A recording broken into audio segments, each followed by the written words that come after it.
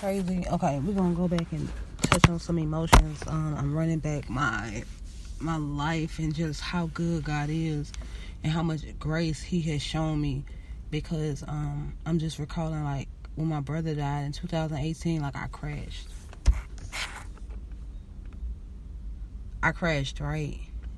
Like, mentally, physically, emotionally, spiritually, I crashed. I became so angry. I was an angry person. I was hurt. And the craziest part about it is, I was so angry, I was running away from God, right? But smack dead into Him at the same time, because I went on this journey of trying to heal from hurt, not knowing, but not wanting to accept that God is the only one who can really heal you. So I went on this journey of just spazzing. I was just like crying. I would go to his gravesite multiple times a day and would just cry. And I became an angry person towards everybody. I completely shut everybody off. And I said that my spiritual awakening, like me walking into who God created me to be, happened in 2021. But I would be lying if I said that it happened in 2019. Towards the beginning of 2019 is when I began the metamorphosis, right? I really began to transform into who God was calling me to be without being conscious of it, because the spirit was leading, the flesh was battling the spirit, so it was like a tug of war, but the spirit got hands. Do you hear me? When you're born a fighter and you have a purpose, it's like your spirit is what's fighting you and giving you that nudge to do what you're dreaming about and you're praying about. And some may say, we say manifesting, and we're speaking into existence, and we're communicating with God and we're co-creating. In that moment, it's like you don't see it sometimes, that it is happening to you. So in 2019, after my brother passed away, it had came around a year, I was still mourning him, but I was like drawing closer to God, because there wasn't a night I didn't cry in the shower. I would go to the graveyard and I would cry. People wouldn't even know I'm going to the graveyard almost every single day. If not every single day, it was a moment of me just going sit out there, and I would sit out there for like 30 minutes, literally with my cover, crying, saying I'm okay, crying. I'm bouncing around from his gravesite to my dad, my other brother Sean, everybody is out there at this point. You know what I'm saying? Like, not everybody, but there's a lot of people out there already. My grandmother Maxine, my Uncle Junior, you know what I'm saying? My Aunt Gertrude, I'm going to see James, you know what I mean? I'm seeing everybody. My pawpaw, I'm going to visit these people every day, still mourning them, because everybody had a piece, So it was like God was putting me through that walk, but I was like rebelling against it. And then it came in this moment where I began to speak life into myself, because I realized that's when God really amped up in my life. And like, it was just, my spirit was like on 10,000, fighting, like fighting, like, let's go.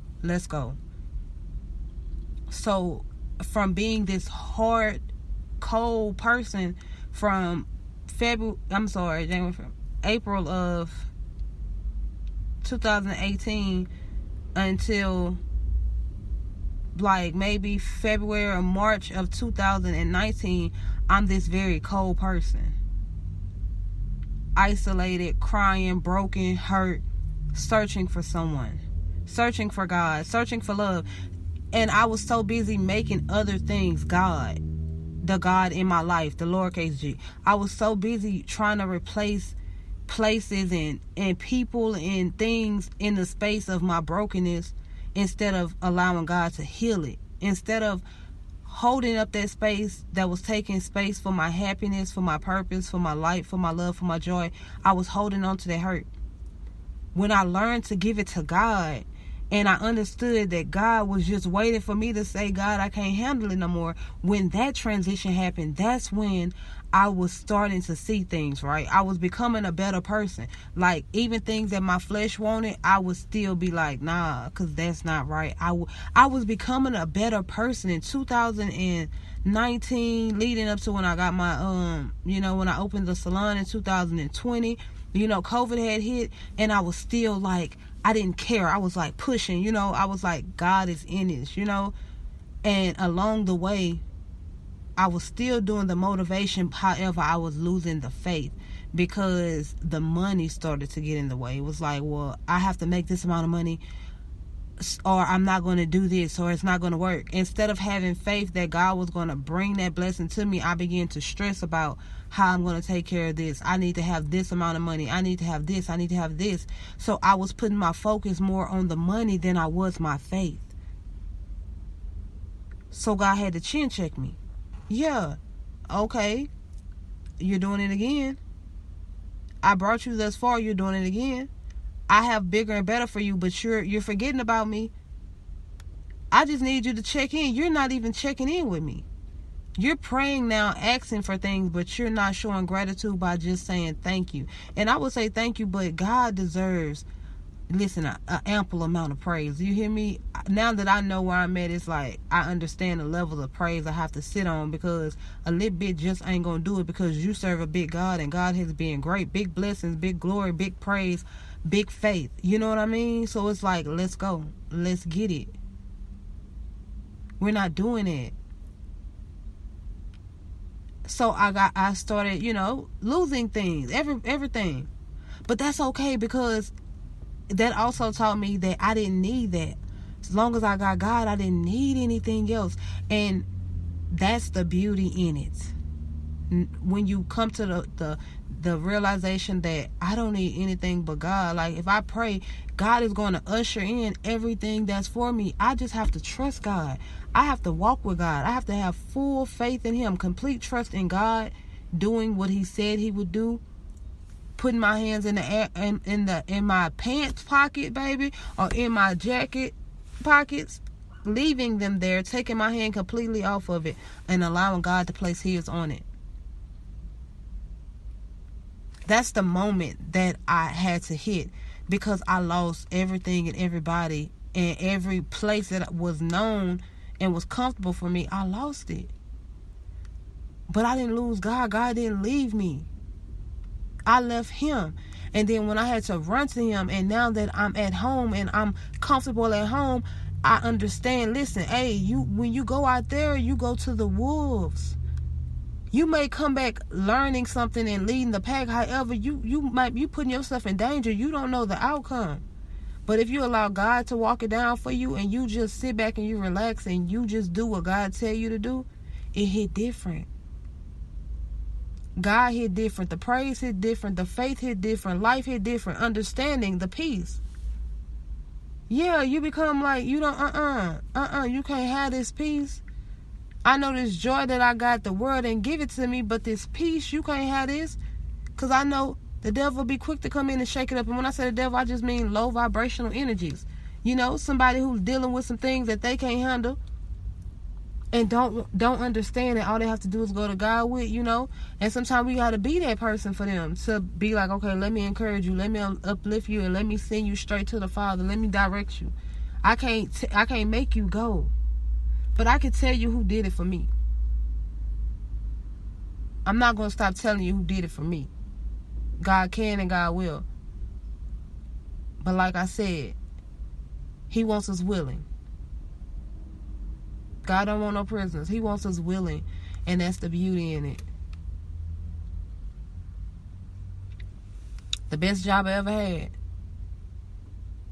Being a bower to God, being grateful to God, being a full-time worshiper to God, trusting God, understanding God, learning God, growing deeper in God, hearing God through other people, you know what I'm saying, in other places, other things, like getting messages from God about things that you pray for, and your spiritual brother or spiritual sister come through with a confirmation and hit you over the back of your head with a slipper, like, man, I just prayed to God about that. Thank you, God. Being hit with the truth and you feel like you can't handle it, but your flesh don't want you to handle it, but your spirit was like, yeah, we needed that. We needed to hear that. Yeah, that type of vibe. Like, I used to say, there are days where I get down. There's days where my mind try to put me down, but I gotta go straight to God. I know that. Straight to Him. Straight to Him. That hour of anger, them 2 hours, 3 hours of anger, no, that done turned into a minimum of 10. I got to get back to that happy place. And it's like looking at that person that I was all those years ago and looking at who God is molding me to be today. Because he's the potter, I'm the clay. Who he's molding me to be, you know, even though I'm alone, I know that I'm washed over by so many, and I know it's like, it's going to be okay. God will send a raven, it'll be okay. I'm just so grateful. Like, yeah, I'm trying not to, I'm not going to try not to be anything. I'm going to say it. I'm so grateful for God's love, for his peace, his understanding. It's like, we got that. We all have that. We're blessed. We're blessed. Let's just take the time to see how blessed we really are. Slow down. Slow down. We need to learn to slow down and enjoy the moment. Be grateful for the right now, the here and now. No matter how it may look, it's not the forever. It's just the right now. But things can change within seconds. God is that big. God is that good. God is that great. Like I say, if you're watching this podcast and you're listening, that means you're on the search for your peace, for your love, for your happiness, for your joy. That means you're on a search for God. And the thing is, we got to know he's already right there with us. He's just waiting on us to say, hey, God, I need you. I know when I say things out of my mouth, I speak it into existence. And that's why now it's like, God, I'm a willing servant. God, what do I need to do for you today to make the kingdom work as it should? What is my role on today, God? Like, what do you need me? I'm available. I'm always available. God, allow me to decrease as you increase within me, Heavenly Father. Like, walk with me, be with me, and let's do this thing. Like, really, let's do it. Like, it's up.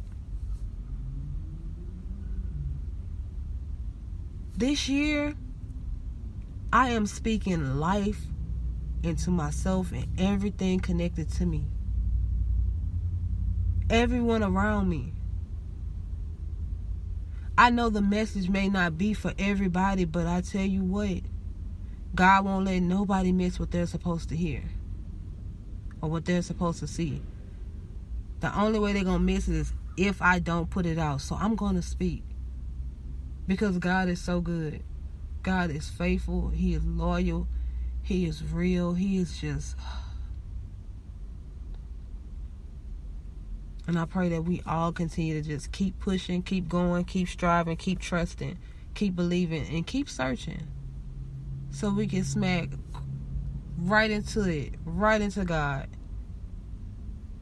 I'm just going to be that beam of light and love and show love to the magnitude where it's like people are going to go on a search for love. Like, what is this? And smash right into God.